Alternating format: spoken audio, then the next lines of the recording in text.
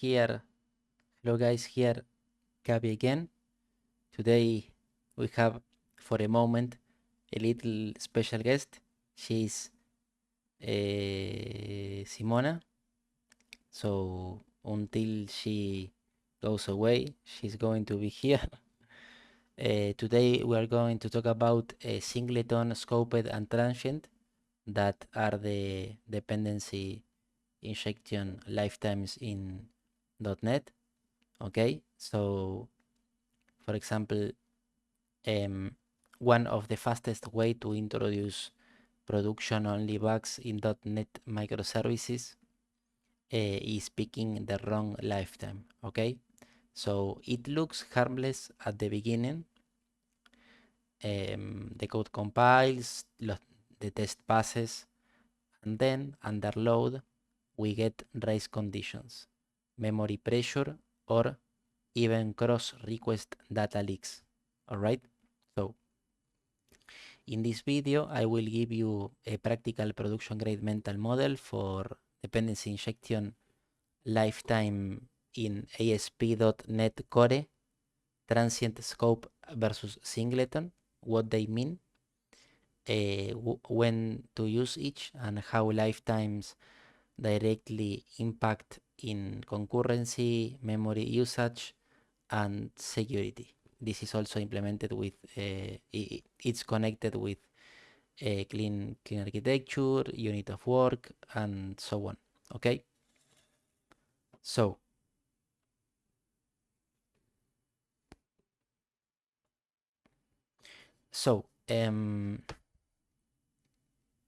if our DB context, we already talked about it in previous videos, if our DB context is a singleton, okay, we do not have a performance optimization.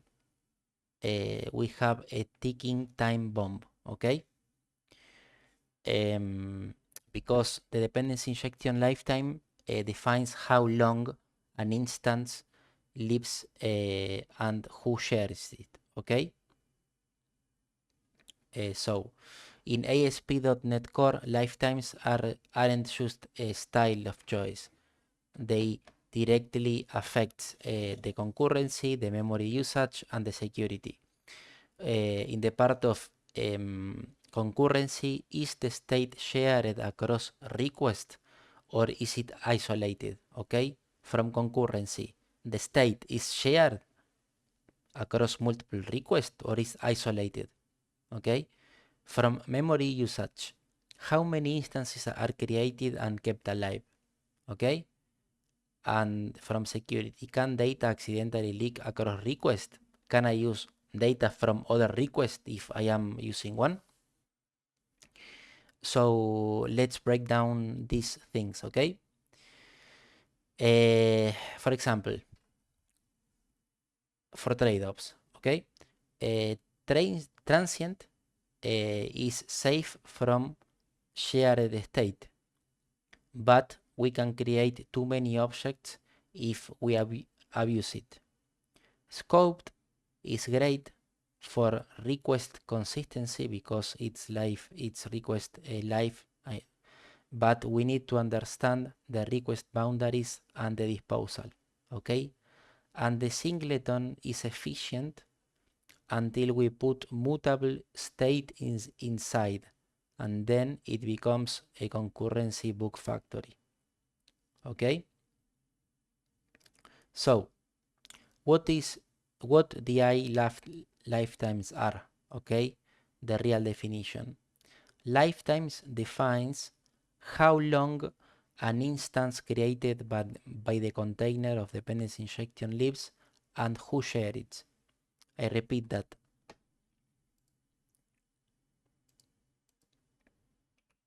Give me a sec. Lifetimes defines how long an instance created by the container lives and who shares it. So there are two things you have to remember, okay, with the lifetime, with the instances of things, of a request, of a work, of something, okay, is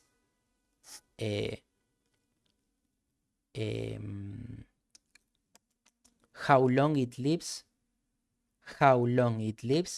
and who shares that instance. We have a request, we know how long it lives and who has access to it. Okay, that's the two main things we have to have into consideration. Okay, the question is, do I want this instance to be shared across the application, across the request, or not share it at all? Okay, when we are injecting, when we are doing this stuff, we have to ask that, do I want it to be shared across all the application, across a request, or not share it at all? Okay, because the dependency injection container, as we said before, tell us that an instance have how long it will live and who shares it. Okay, so for example, a transient lifetime. A transient lifetime means a new instance is created every time is requested. I make 100 requests, and that inside it depends on something that is transient. Okay, each request create a new instance of that. For example, we use it for lightweighted objects, stateless components, and short operations. A classic example are the validators. For example, because we have a request and we, for example, use a Fluent validation, okay? And each validation is independent, doesn't hold an state, and is cheap to instantiate it. Not like, for example, a payment or the context of a payment. So with transient, every validation is isolated. There is no shared state. It's cheap and is predictable. So I repeat, the transient lifetime is when we want to instantiate,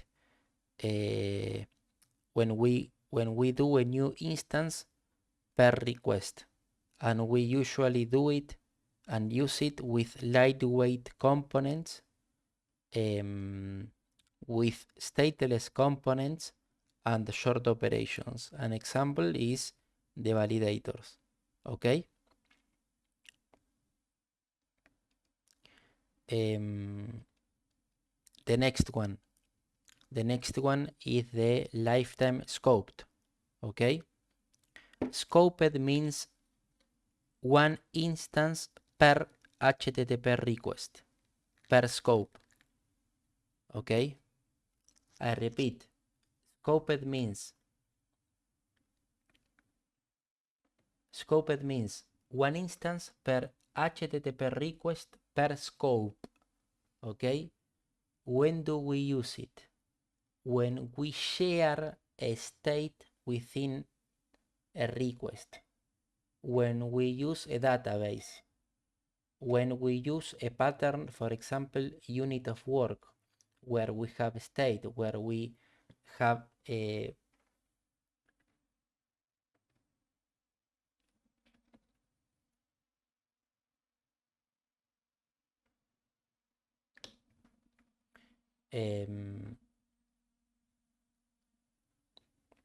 for example, we need to add, we know that in Entity Framework Core, we have the unit of work pattern embedded, for example, in the DB context. So, for example, when we inject the DB context, that it works as a unit of work, that the unit of work is the one that orchestrates or is the responsible for commit the things into the database. Okay, we injected as scoped. Okay, on the other hand, the repository that it is the one that is vinculated with the data access. We also do that with scoped lifetime. Okay, this is correct because the database context must leave the whole request. Okay, the unit of work, particularly the DB context, keeps track consistent. Okay, it knows the original state, it knows the current state, it knows the changes that has been done, and so on. And it allows a single transaction boundary. This is very important. For example, when we are working with unit of work and DB context and so on, we are related to single transaction boundaries. Okay, and typically we save the commit with the method save changes. Okay, as a key rule to have, DB context is always scoped, never singleton, never transient. All right, so what is singleton?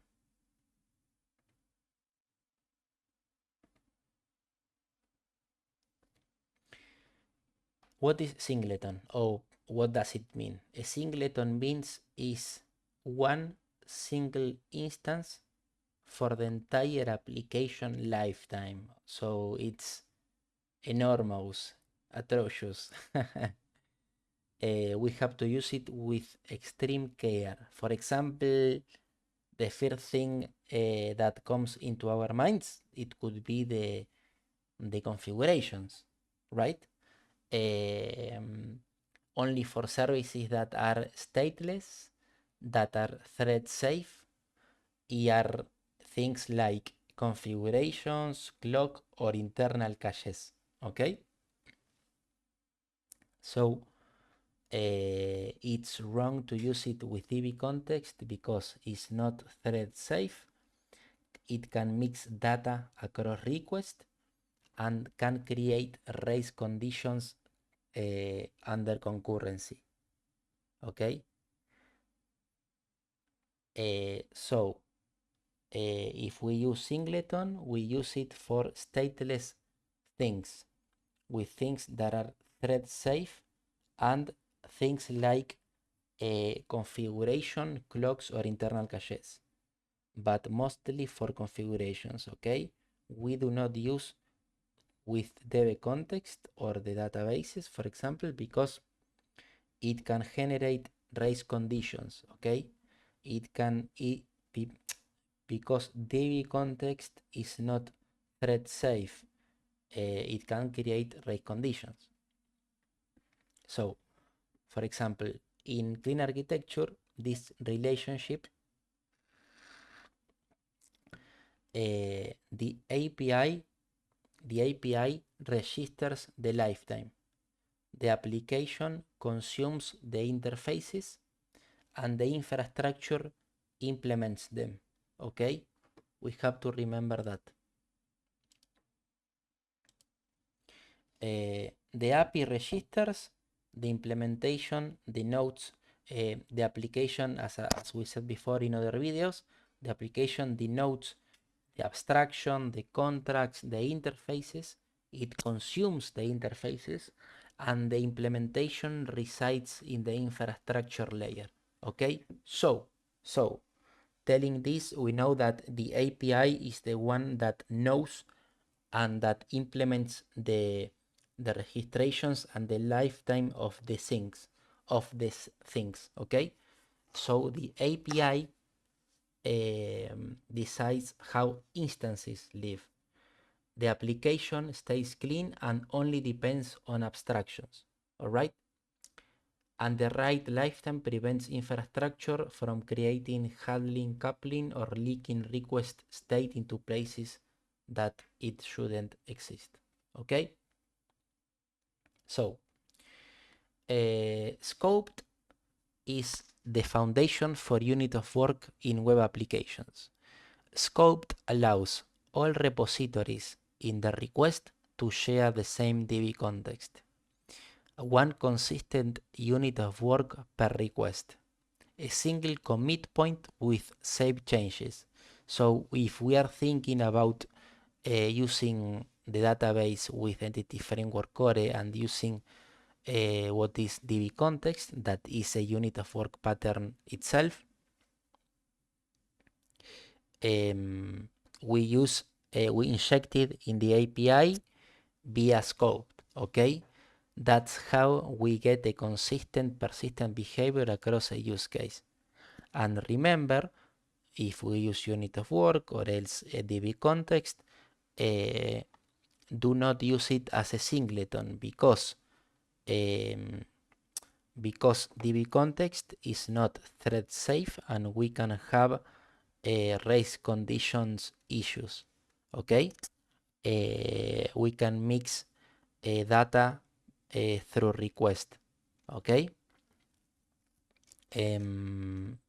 so